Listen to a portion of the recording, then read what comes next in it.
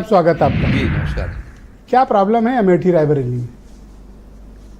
देखिए, कांग्रेस दुविधा में फंसी हुई है। क्यों? उसके समझ में नहीं आ रहा है किसको उतारे यहां से। उसके समझ में नहीं आ रहा है कि अगर राहुल गांधी जी को उतार दिया और किसी वजह से वो हार गए तो राहुल गांधी की तो राजनीति हमेशा के लिए खत्म हो जाएगी। ये कौन सी बात है? अरे डेमोक्रेसी में हार जीत चलती है। नहीं, दोबारा हार जाएंगे ना स्मिता ईरानी से। तो क्या वो वायनाड चले गए थे ना। तो वायनाड चले गए थे। वायनाड चलो जीत लेंगे। दो जगह से लड़े थे ना। संसद तो जाओगे? नहीं, दो जगह से लड़े थे ना। अभी दो जगह की बात तो नहीं हो रही है। अभी तो वायनाड में पर्चा दाखिला करके चुनाव ना भी हो गया मेरे ख्याल से वहां हो गया। तो अब कहाँ यहाँ फंसा पेच। तो आप उत्तर प्रदेश में कितनी सीटों पर लड़ रहे हैं कांग्रेस वाले? बहुत कम सीटों पर, 17 सीटों पर लड़ रहे हैं। और 17 सीटों पर भी कोई कैंडिडेट नहीं। अगर आज लीडर नहीं आएगा, अगर लीडर आएगा तो हो सकता है मनोबल बढ़ जाए, लेकिन लीडर नहीं आ रहा तो नुकसान हो रहा है। ये होगा, ये बिल्कुल नुकसान हो रहा है। 102% नुकसान हो रहा है। नान गांधी अगर रायबरेली अमेठी से उतरते हैं तो क्या उस तरह का सपोर्ट मिलेगा उन्हें या नहीं मिलेगा? नहीं, बिल्कुल मिलेगा। इसलिए मिलेगा कि मैं ये कहना चाहता हूं कि स्मृति ईरानी की वहां पे व्यवहार और बातचीत बहुत खराब है। तीन चीजों पर बदले रायबरेली बताइए। रायबरेली में अगर नान गांधी जाते हैं जी, गांधी फैमिली कोई नहीं आता और फिर कांग्रेस किसी को उतारती है तो वहां का मतदाता स्वीकार करेगा नहीं करेगा? मुझे लगता नहीं करेगा। नहीं करेगा। कारण ये कि गांधी परिवार का वो रहा है।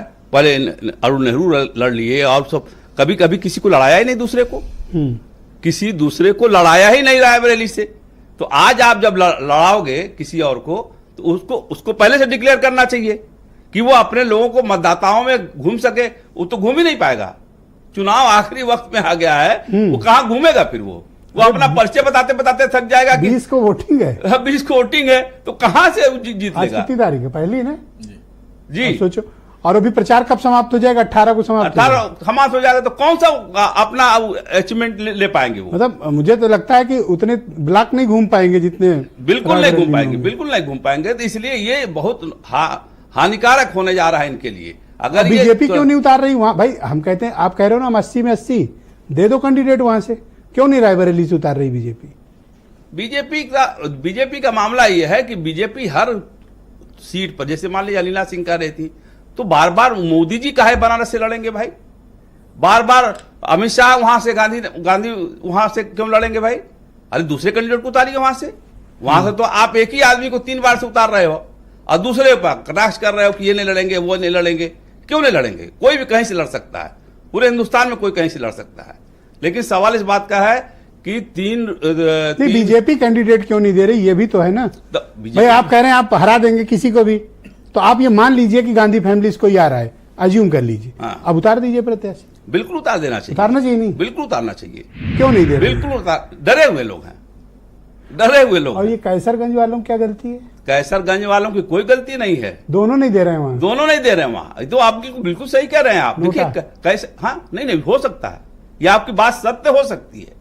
इसलिए कि वो वहां की जनता इंतजार में है कि किसको देंगे। अब ब्रजभूषण शरण सिंह का बयान सुनिए। मैं इसको डेमोक्रेसी मतदाताओं का अपमान मानता हूं। नहीं, ठीक कह रहे हैं आप, लेकिन ब्रजभूषण शरण सिंह का जो बयान आया बीच में, लोगों को समझने और सोचने का मौका नहीं दे रहे हैं। बिल्कुल नहीं दे रहे हैं लोग। क्या पॉलिटिकल पार्टीज मतदाताओं को अपना गुलाम समझती हैं? लेकिन हम ये क्या आप किसी को भी उतार देंगे और 10 दिन में वो जीत कर? नहीं, हम दूसरी बात कर रहे हैं मिश्रा जी।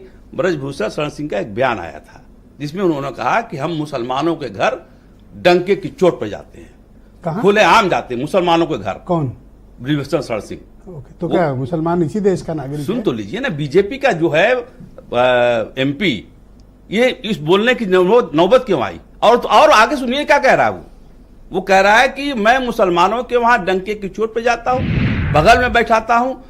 हुजूर सल्लल्लाहु अलैहि वसल्लम उनका नाम ले रहे हैं कि वो ऊंच नीच को खत्म किए थे, इसलिए मैं भी उसी रास्ते पे चल रहा हूं। किस पार्टी में जा रहे हैं? ये तो खतरनाक संकेत है। ये तो बड़ा खतरनाक संकेत है। ये हुजूर सल्लल्लाहु अलैहि वसल्लम का नाम ले रहे हैं। बैट से खेल रहे हैं ब्रजभूषण साहब। ठीक है, वही तो मैं कह रहा हूं आपसे कि ये अच्छा एक बात बताओ, एक बड़ी चर्चा है, मुझे पता नहीं, आप तो बड़े पॉलिटिकल जानकार आदमी है। कह रहे हैं कि अगर कमल नहीं तो साइकिल खड़ी है ब्रजभूषण के लिए, ऐसा है?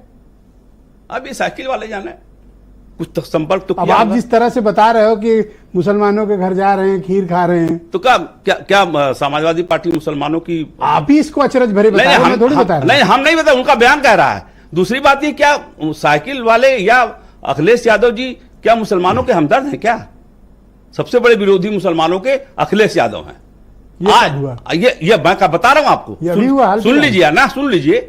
7-8% उन्नाव को छोड़ के बता, नहीं उन्नाव को छोड़ बता, हमेशा रिपीट, नहीं उन्नाव को छोड़ बता रहे हैं। वीरेंद्र जी आगे क्या डिबेट में? सुन लीजिए बस, अब खत्म कर रहा हूं 20 सेकंड में। 7-8% वोट इनका है, 20 से 22% मुसलमानों का है, 3-3.5% वोट कुर्मियों का है। उनकी जात बिरादरी को सम्मानित करने के लिए अध्यक्ष 2 बार से बना रहे हैं। किसी मुसलमान को अध्यक्ष बनाया आज तक? जब से पार्टी बनी है, जब से इनके सरकार में ही आए, किसी को डिप्टी सीएम बनाए नहीं बनाए। तो ये चाहते हैं कि मुसलमान दरी बिछाए, तो दरी बिछाएगा नहीं मुसलमान, आपकी सबक सिखाएगा। अब दरी वाला मसला खत्म, अब कुर्सी बोला करो। कुर्सी नहीं, दरी अभी कौन लगाएगा? अभी भी दरी में कोई नहीं बैठता है। अब दरी अभी भी बिछवाते हैं कि दरी बिछा लो और उसी बैठ जाओ। स्टेज से धक्का देके निकाला गया है मुसलमानों को, समाजवादी पार्टी के स्टेज से धक्का देके पीछे हट जाओ। दाढ़ी वाले को तो बिल्कुल पसंद ही नहीं करते। ये उन्नाव में क्या चल रहा है? उन्नाव में तो खेला हो गया, ही दो अब खेला हो गया उन्नाव में। कई लोग का दर्द कहीं फंसा हुआ रहता है ना, तो उन्नाव वाला बताओ। अब मैं कल था उन्नाव में। अब देखो वो मैडम जो है वो अमरोहा वाला सीट में, अरे भाई ऐसे कैसे? बागपत मांगती तो चलो क्लेम मानता मैं कि ठीक है आपका क्लेम बनता है। नहीं, अब देखिए इनकी पार्टी में ये अपनी नोएडा से आप अमरोहा थोड़ी जाओगे। नहीं अमरोहा बागपत मांगना चाहिए, नहीं कहे बिजनौर मांगना चाहिए। नहीं, ये तो देखिए आप डेमोक्रेसी क्यों कह रही, मैं मांग रही थी मुझे दिया नहीं, खुलेआम कह रही हैं कि मुझे दिया नहीं। अरे भाई नहीं दिया तो आपका होता ना, बिजनौर मांगना चाहिए था। अरे इनको कर्नाटक में कोई सीट मांगना चाहिए था।